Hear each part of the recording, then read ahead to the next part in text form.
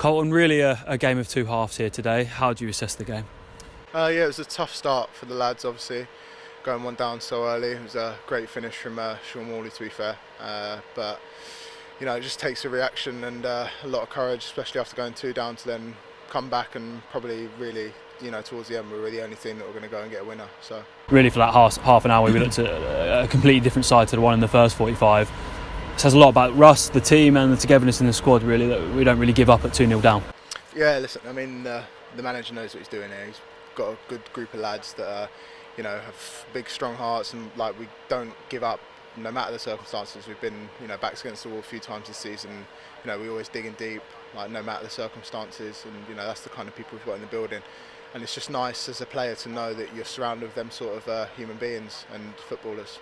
I imagine as well as players, if you know you can eradicate these early goals and not give teams that chance to go ahead, that we can start turning performances into results. Yeah, for sure. I mean, you just have to watch the last 40 minutes, half hour of the game to see what we're capable of. We can really go roll teams over if we're at it. We just need to nip a few mistakes in the bud, and then just take it from there. But we've got to play with that confidence that we're playing with in the last 40 minutes today, and then the world's our oyster, really. We can be as good as we want, I think. And I imagine while it's frustrating and you don't want to look at the negatives, it's important to note them, but also take the positives in the comeback and the way we played. For sure, yeah. The gaffer and Luke are fantastic, to be fair, at analysing games and giving us the best opportunity to see where we're going wrong and what we've done wrong, and individual clips, etc., etc. So we know exactly the mistakes we're making and the better things we could be doing to improve, and we just have to take it from there, really. Knowing you, I imagine you're happy to score, but 3 points is all that matters to you. Yeah, I mean, as I said, last 25 minutes especially, there was only one team that was going to go and score the winner, and felt really confident that we would have got it if the game was just a little bit longer. So yeah, happy to score, but ultimately it's about 3 points. Is the FA Cup a welcome break at the weekend, or would you rather it be a league game to get back on track and to win in ways?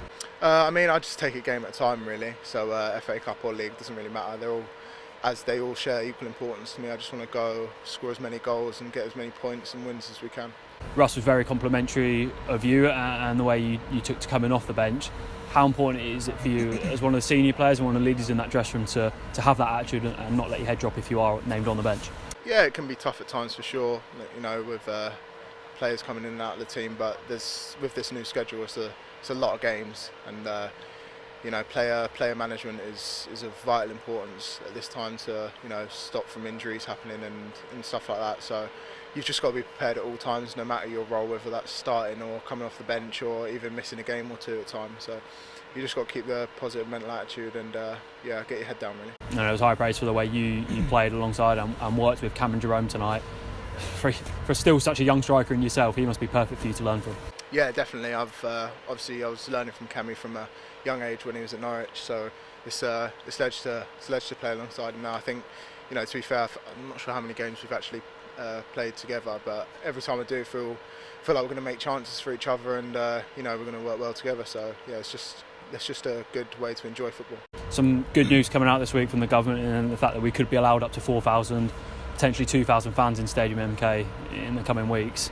You must be over the moon with that sort of news. It's brilliant. I can't stress how happy that makes me. It's a completely different game playing in such a wonderful stadium here with none of the MK fans here to join in when the celebrations when we score and when we win. It's just it's really not been the same. So I really hope we're allowed as many back in as we can. In a weird way, them last 10 minutes might have been different had the fans been in. They get behind you, they give you that cheer. They really are. It is a cliche, but they really are a 12th man in games such as today. Yeah, 100%. I mean, I know people say that, and cliches are cliches because they're usually right. I mean, fans being here and get the energy they would have brought in the last 10 minutes there. It gives you you can't really explain it on the pitch. It just gives you a boost. It almost gives you a stamina boost percentage-wise, and it's just it's irreplaceable, really.